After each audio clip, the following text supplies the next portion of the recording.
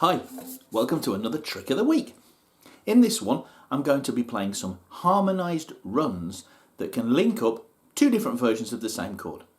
We're going to do it in A, we're going to do it in F, we're going to do it in C, and we're going to do it on a G chord, and then we're going to look at how we can move those ones up the neck to find every other one that we might want. Okay, let's start with the A. So I'm playing a basic two-finger A chord down there, and we're going to focus on those two strings. So I can either strum through them with my thumb, or I can pick them with thumb and a finger. What I'm going to do is I'm going to slide that up one, and then I'm going to get my ring finger and move up the note that my second finger is playing by one more fret. So I'm now playing the second and the fourth frets on those two strings. I've gone from A here, moved it up, and then added this finger, so I don't need that one anymore. Now I could have just stretched that finger up, but there's a reason why I'm using that one, so stick with that for now. Then I'm just going to slide that up one more, and then slide it up one more still. Now I'm on the 4th fret and the 6th fret. Now when I get to the 6th fret, I'm actually playing two notes that belong in a different A chord inversion, and it's a bit of a tricky one. It's this one. So what really that is a bar at the 4th fret and then an F chord look-alike, and sometimes when we play an F we have the option of a higher note here, and that's all I'm doing. So 4th fret, F chord look-alike, and then my little finger pops down here on the 7th fret. Now because I've got 3 more fingers down, I don't actually need to bar it, I can just hold down the C string. So the whole thing is like this.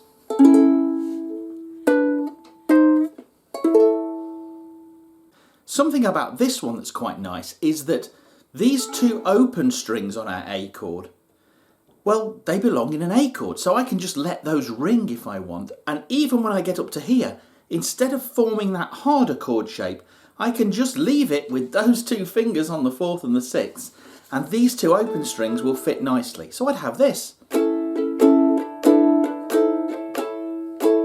Nice and easy.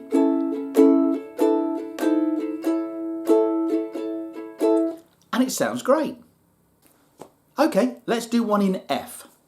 So I take my 2-finger F chord, and just like before, I'm going to focus on the 2 strings that I'm holding down with my left hand. So I'm going to be playing my 2nd string and my 4th string, the E and G strings. And with this one, again, I'm going to be sliding it up and changing it slightly as I go. So I'm going to slide up 1 fret, but then I'm going to add my ring finger 1 fret above my index finger, so it's also on the 3rd fret, just like my 2nd finger, like this. Here's an F, slide it up, and then I add my ring finger here in the 3rd fret. So this finger's doing nothing now. Then I'm going to slide it up to the 4th fret, and then when I get to the 5th fret, it's going to be part of a barred F chord that looks like that. So here we go.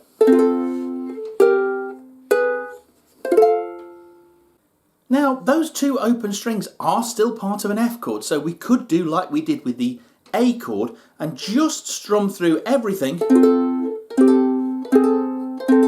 Doesn't sound quite so good as the A one, so that's not something I'd really do with this one. In principle it should work, but because we've got that low C and we haven't got 2 strings next to each other and the nice high notes ringing out over the top of it, it doesn't work in quite the same way. Okay, let's have a look at doing a G chord.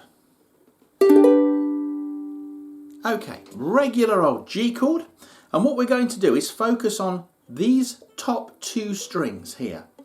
So once we've played it, we can ignore that one, and we're going to slide up 2 frets and kind of do the reverse thing that we did on the A chord.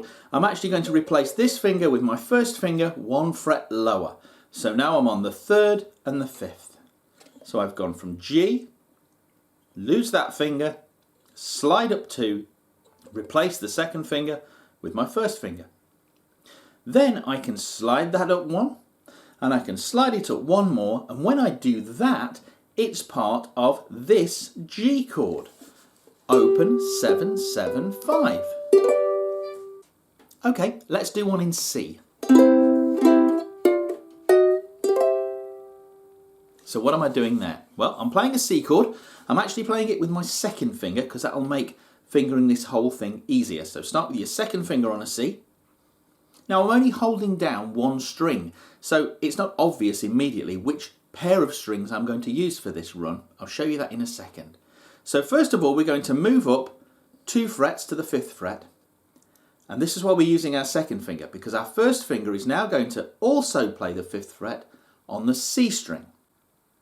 Then I slide that up to the 6th, and when I slide it up to the 7th, I can add my ring finger on the 8th fret of the 2nd string. That makes like a little G chord shape, and that is also a C chord.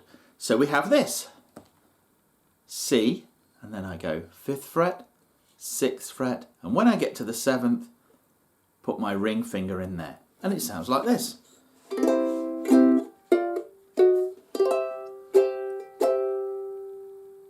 So now we've got A, F, G and C. Let's look at a couple of the ways we can change the rhythm of it and then see how we can use those ones to find other chord runs that we haven't covered. First of all, I've just been plucking them like this, so on the A, but I could do a little triplet pattern where I go thumb, finger, thumb, finger, thumb, like this.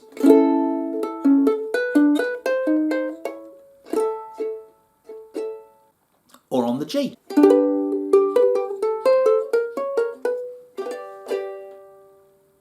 So that's another way that you could play it.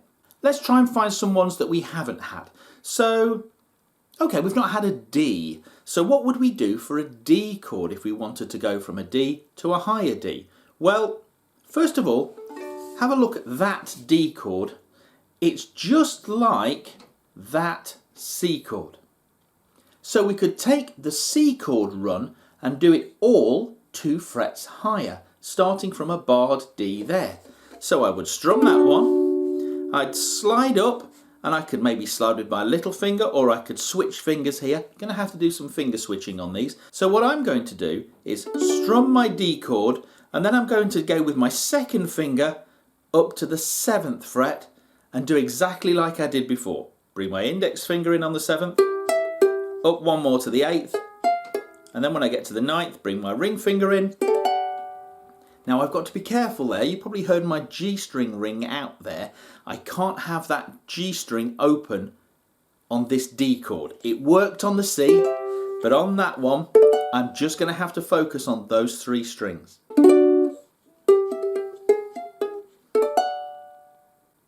What about F sharp? Okay, well we know how to do it in F. So again, if we start with a bar at the 1st fret and play something that looks like an F and do exactly the same thing, but everything will be 1 fret higher. F sharp. What about, B flat?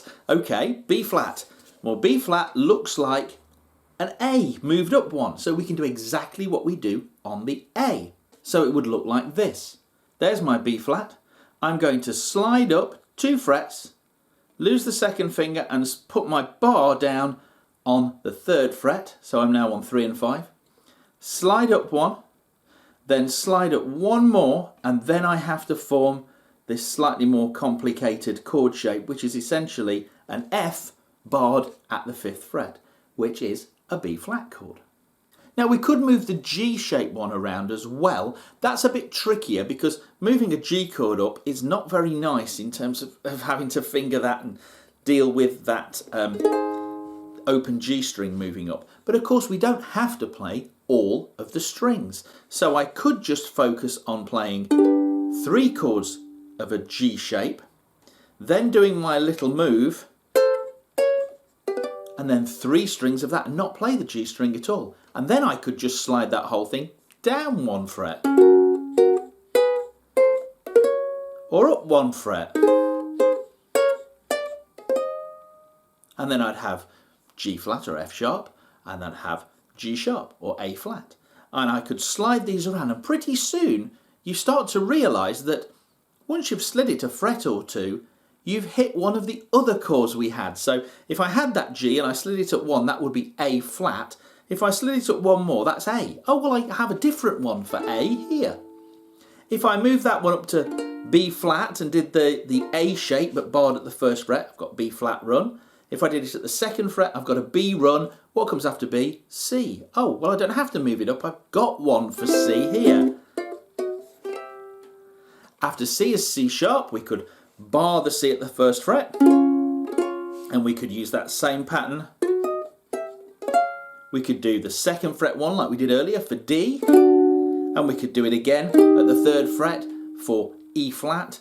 When we get to the fourth fret, it's E, and that's the one we move up most of all. But I can still fit it in 12 frets. But what comes after E? F. We have one for F. What comes after F? F sharp, first fret, do exactly what we just did for F, but 1 fret higher. What comes after F sharp? G. And that's where we started. So we could use those 4 different patterns to do that run in all 12 keys. I hope you've enjoyed this one, and I'll see you again next week for another Trick of the Week. Bye.